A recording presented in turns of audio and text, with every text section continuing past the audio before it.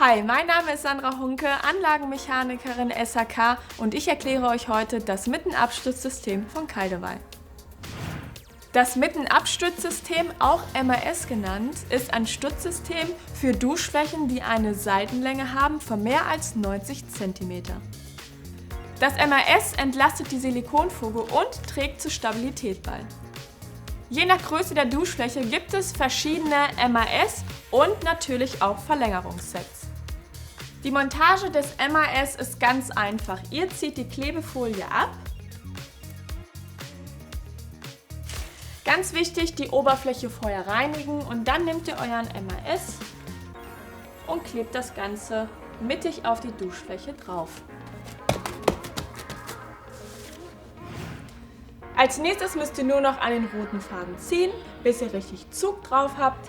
Versteckt das Ganze unter der Duschfläche, macht euren Abfluss fest und dann seid ihr auch schon ready.